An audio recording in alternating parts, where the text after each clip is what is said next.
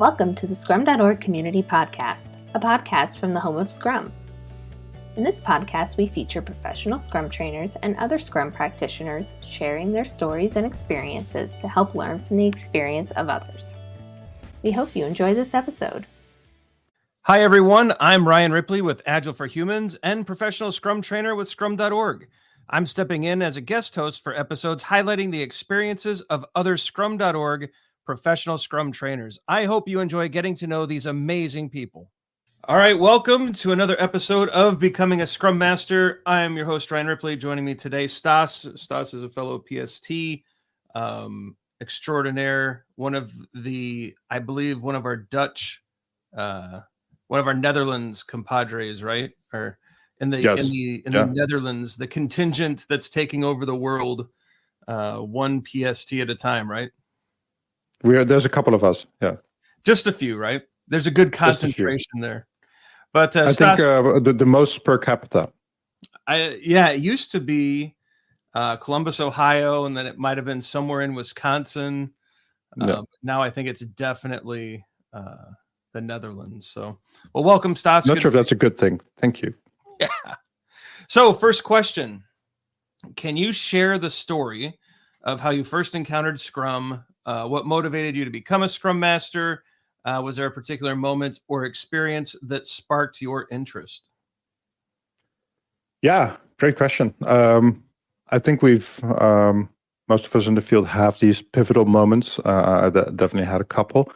I actually started out as a project manager a long time ago. I don't think I was a particularly good product manager because I remember by the end of each project delivery, we would get into these discussions with the customers where they were asking all of these things which weren't delivered. And basically our answer was always, it was out of scope, which was true.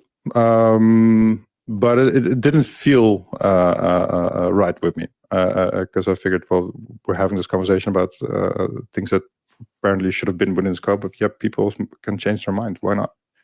But then we always followed it up with, there's always phase 2, and that was basically the game that we were playing, but not particularly my game, I would say. So based on that frustration, if you will, at some point I heard about Scrum, and I figured, hey, this could be interesting. But to be honest, I was working with a customer which I didn't like the word agility or Scrum at all. They really liked the delivery of something each quarter, and a lot of reporting. It was very delivery focused, and the customer didn't want to do anything with it. I did, however, so I decided to take the plunge and book myself a training, paid for it myself, and that was a great decision, to be honest. It really inspired me because I really learned more about Scrum and a different way of delivering products. And ultimately, that's what I enjoy: delivering products, building products with other people, and helping businesses to build better products faster, I would say. And project management didn't work out for me. Scrum worked great for me, and I enjoy it to this day.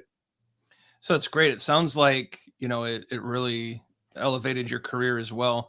So once you made that shift to Scrum, was there a eureka moment, like a pivotal, not even just pivotal, but maybe just a moment after you made that switch from project manager to Scrum Master, you're working with the framework, where you just saw the obvious power or impact that Scrum could have? And if so, could you describe? I saw the potential. Yeah. Basically, I saw the potential it could have, and this really sparked my curiosity. But I must say, it was the decision to go on the training and kind of really learning more about it, which really sparked that eureka moment. And then you get back from this training, right? Like you feel energized, and you go like, yeah, I'm going to conquer the world using Scrum. And I must say that didn't go well initially, because I figured, well, it's just Scrum, right? It's just a couple of pages, and then I'll tell everybody how to do Scrum. It's a bit more to it than just following the steps. There's a lot there to explore, but ultimately that's what I love. But yeah, that eureka moment really came during the training and also during a hackathon, I would say, where you really experience what you can achieve when you're under pressure, but you have a team which is very motivated to work on a certain goal, rather than to be motivated by pizza and to deliver whatever you've agreed on. I really like that. So over the years, working with Scrum and working with different Scrum Masters and through all of those different projects, has your perception, or how has your perception and execution of the Scrum Master role evolved? Are there aspects of the role, or the accountabilities, as we call it now, that is different compared to when you first started? It's an interesting question, because I have to admit I'm not that much of a Scrum Master. I did a little bit of Scrum Mastery, but I pivoted quite quickly to product ownership. So I've been mostly focused on being a product owner, being a product manager. So let me redirect using Scrum. Yeah. So I'll redirect then. So as a product owner, you've encountered many Scrum Masters. Is that fair? Yes, for sure. Yeah. And so have absolutely. you seen a shift in the way that Scrum Masters are approaching you as a product owner? I see a shift gradually. I remember when I started out, it was mostly focused on the process. It was really focused on estimating everything, doing the process well, doing Jira well, and I must say my own role was more of a backlog owner or Jira DJ, as I refer to it now, than being an actual product owner. And I see the same with Scrum Masters, where initially, and how I started out as well, where Scrum Masters will be focused on going through the motions, the mechanical Scrum, making sure that the 3 magic questions are always answered during the daily Scrum, or daily stand-up, as most of us call it, still. But it was going through the motions, and I really see that we are starting to shift to what actually matters, and that's are we doing the right things? Are we delivering things that are making a change to the customer, or are actually valuable to the business? And I'm glad that we see this change, because it comes at a good time. Ultimately, that's what it's about. It's answering the question: are we doing the right things, and how can we tell?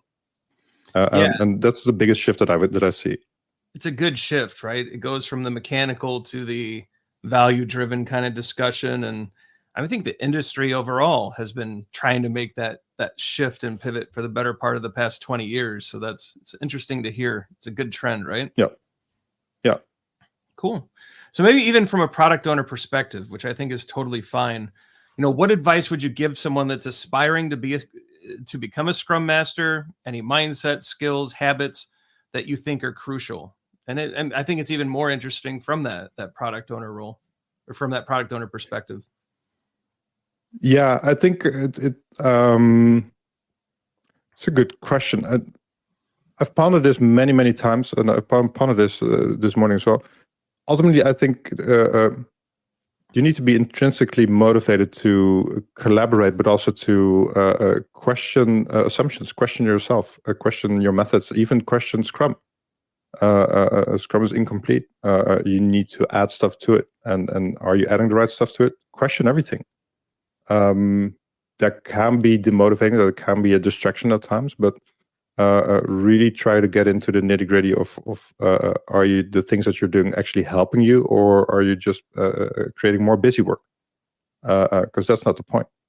You need to be able to be critical, but also be critical of yourself, and be able to take feedback.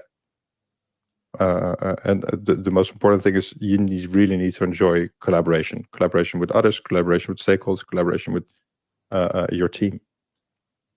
Well, that's great. And very true. If those things are not on your radar, being a Scrum Master will be painful.